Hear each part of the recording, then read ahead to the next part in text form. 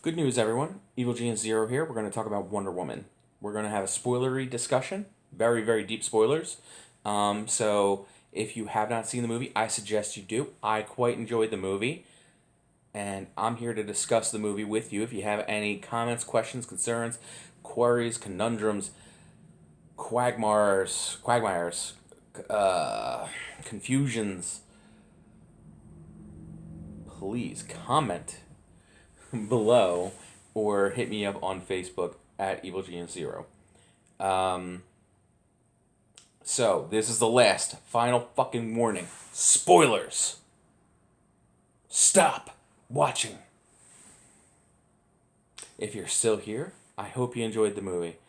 I really did. When I was watching it, I just I was really impressed with it. It didn't feel over bloated like Batman v Superman, or even to some extent um, like the Civil War one, Captain America Civil War. I mean, yeah, okay, obviously it's a smaller movie in that sense that there's only one superhero. It's an origin story. I'm really not very familiar with Wonder Woman, and so for me, that's really great to come in and see something new and fresh and exciting for me. Um, and I really liked it. Some of the action sequences were really awesome. In particular, when they're saving the town, kind of in the middle of the movie, right in the meat of the movie, those scenes were fucking awesome. I am now a Wonder Woman fan. I am going to check out. I'm going to try and find some more Wonder Woman stuff, like animated movies and maybe even like some graphic novels or something, because I think she's fucking badass. Um, I do have some problems with the movie, and you know, I would say that most of them really can be attributed to DC. Like Marvel, like these combined universes, kind of always trip me up. Like, so my problem is like where okay, the gods. She's a god.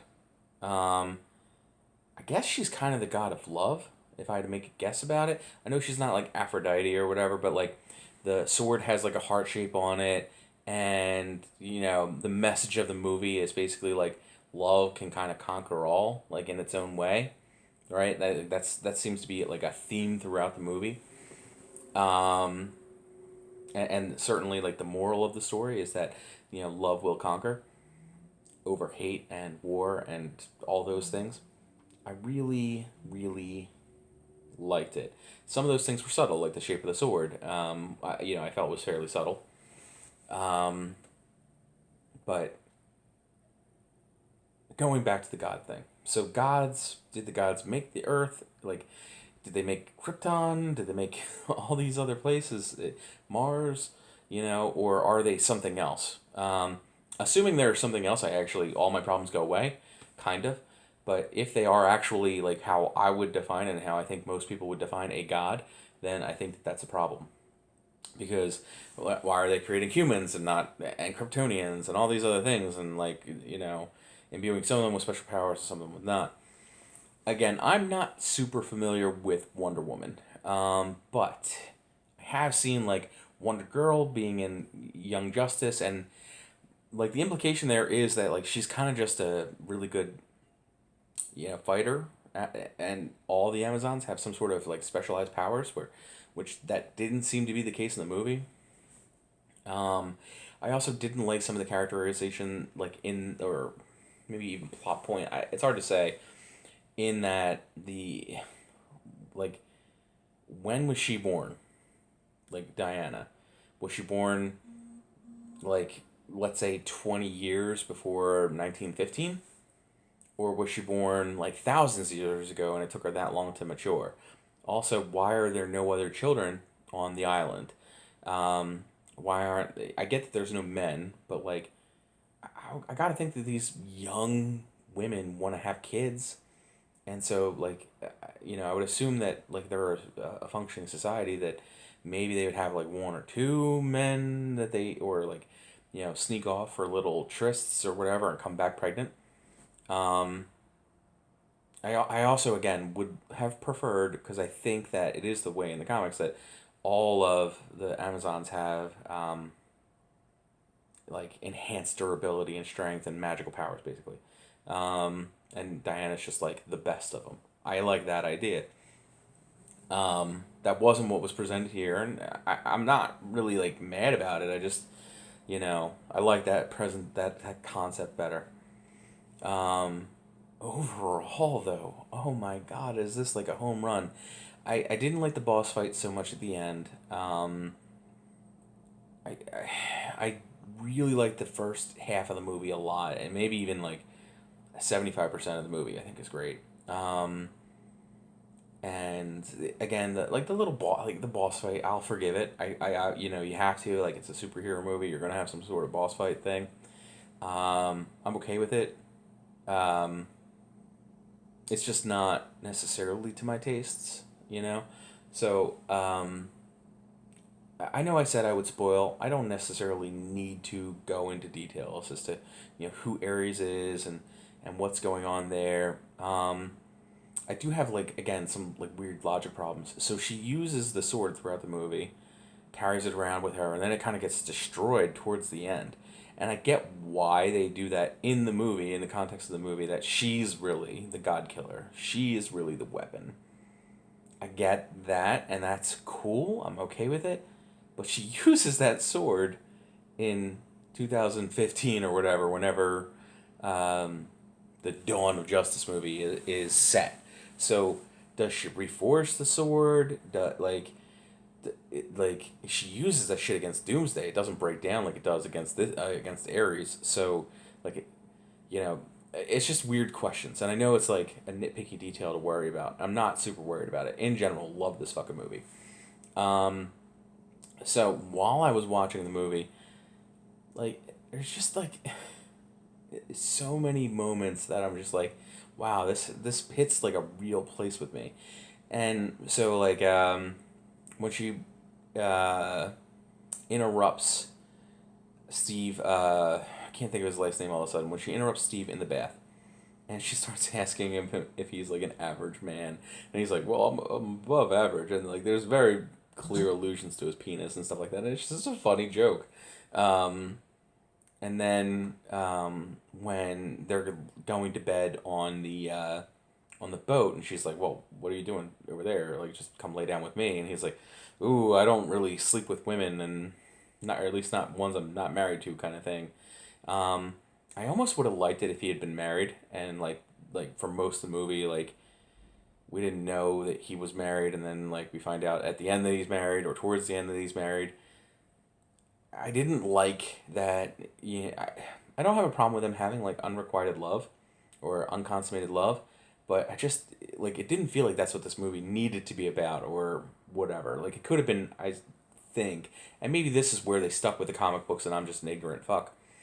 Um, but I think that they could have had moments, or like a moment at the end where, like, you're assuming that because at this point now she's the only woman in the movie, and I do think that is a fault. But for most of the movie, after they leave the magical island, she's basically the only woman that's in fucking Europe, which is a problem. But whatever. I get that there's like that secretary chick. She's in and out here and there, but she's not really playing a major role. I really would have liked it slightly better um, if Diana and uh, Steve didn't have some sort of implied love, towards the end. Like, if she had just come to realize that, like he's the first man that she ever meets, and she, like, kind of, they don't ever really say that she's in love with him, but they kind of lead you to think that she was.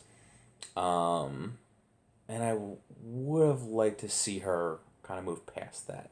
And it didn't really seem to happen. But that said, you have Wonder Woman, and she is a princess who gets trained by the best Amazon warriors. Um, to fight and to be a diplomat in a lot of ways. Like she knows hundreds of languages apparently. Um, she seems really smart. She seems really forward thinking, especially given the time. There's a lot of things that I liked about like the subtle, not necessarily even the subtlety, but like her mindset is just so different than the other people around her. Like again, when they're on the boat and she's like, "Well, what are you gonna do? You're gonna sleep over there? Like it's cold. Why would you sleep? And this is gonna be comfortable over here. Why wouldn't you sleep over here where it's comfortable?" And like it's not even about sex at all. It really isn't. She doesn't even. Neither of them try to make a move. Not really. And then like when he brings up sex, she's basically like, "I'm not interested in men. You seem unnecessary." Like I love that. I think it's an amazing line and an amazing philosophy that's presented in this movie as Diana's. So she has this moment with him, and where basically she doesn't need men, and that's a real cool element. She comes from a society that is classed clearly, that there is a hierarchy, but generally speaking, it seemed like everyone there is free and like not just free, but also kind of free and equal is what I'm looking for. So, people who have thoughts and opinions, those things seem to be judged on their merits, and she is not accustomed in any sense of the word to being some sort of second class citizen. But as soon as she gets to Britain, that's how she's treated. And I don't know if that's necessarily accurate. I wasn't alive back then. I'm not like a World War I historian in any kind of sense of the word. Um, but it felt genuine at the very least. I mean, women were still fighting for the vote in America at that point. I don't know when Britain had the vote for female suffrage, but it seems it seems to me like it's not completely made up. But she walks in the door expecting to be treated fairly, and she looks at the clothing and she judges the clothing like, you know, yeah, from a to some extent from a singular perspective in that she thinks of herself as a warrior, and so like why would warriors dress like this? This is shitty armor, and it wouldn't help, and it would constrict your movement and those kind of things.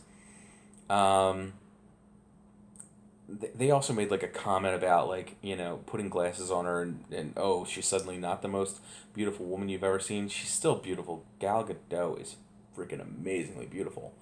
um, but at the same point, like, unlike other movies, you know not that she isn't fighting in a relatively short skirt, not that she isn't you know um,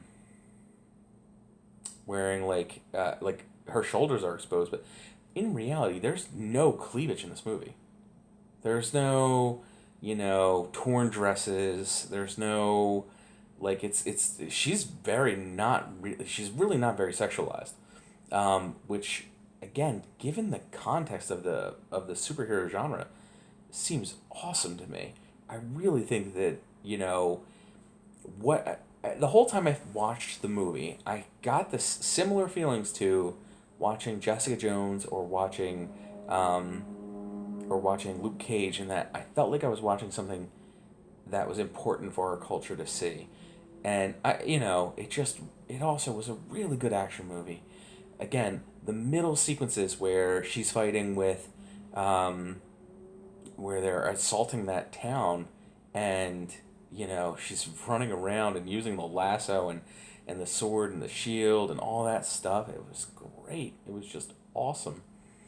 um, Very, very seamless shots, like some really good fighting. Great use of the lasso. Like you don't really think about like how cool that could be as a like weapon visually until you see it. It was very much like God of War in that sense, like the way that things looked and seemed, um, and It was just a lot of fun. Her and Chris Pine had good chemistry. Um, the weird ethnic squad that supports them, just like in Captain America, seemed unnecessary. Not that, like, not that you shouldn't have people of different ethnicities in the movie. It felt just like they were like ticking off boxes. You know what I mean? Like, there's a Native American smuggler there. For what? Like, it doesn't make any sense. If he was the sniper, I'm in. Right? That makes sense to me. But the sniper is like Scottish or something. Like, I could see a Scotsman being a smuggler in Germany and France in World War One, but like, I don't see it happening with uh, a Native American. And then like the Middle Eastern guy or Persian guy or whatever is like some sort of spy along with Chris Pine, and it didn't really make sense to me either because like he would be an obvious outsider to that conflict. I liked the movie. I really really liked the movie. Diana is of a mindset, and as an observer, you're following that mindset. You're following that hypothesis through the movie that if she kills Ares, this is everything's just gonna resolve itself, right? I liked that, and that turns out not to be the case, right? That killing him, while necessary, doesn't solve the problem of humanity, right? That love and hate reside within us all, and that she still is hopeful to inspire, love and dedication, or not necessarily dedication, but love and positivity, let's just say, into the world, right? I like that. I love the theme song that like the do do do do do do. I got it wrong, but you know what I'm saying. From whenever they showed her in Dawn of Justice, it was like that little theme, and it was great. Oh, the dancing scene was nice when they danced. Um, the meme that went around the internet with the sword in the back of her dress. It was like such a brief shot that like I don't think your brain would have really even gone there in the movie. Like that it's like up in our ass. Um, it's funny as a meme, but like in the movie, it didn't matter. Um, and again, a final thought. She's walking onto a train platform, and they see an ice cream, like a little ice cream guy, like, and she gets a cone with like a couple scoops of vanilla ice cream, and she had never tasted anything like this before. She comes from an isolated island culture where they don't have this kind of thing, and she is like shocked by how good it is, and she turns to the guy and she says to him, "You should be proud." And honestly, guys, if this video was seen by anyone at all, like if you did, art for this movie, if you did, like any kind of promotional thing for this movie, if you are Gal fucking Gadot, if you are Chris Pine, if you are the director, I wish I knew your name off the top of my head. I will I will follow you. Zack Snyder, who's somehow a producer of this and has a story credit, you should be proud. This was a good movie. It felt important. It felt like it had a great message. It was a lot of fun. It had a couple of really good comedy moments. Like, it wasn't like the Guardians of the Galaxy where you're laughing throughout the whole freaking movie.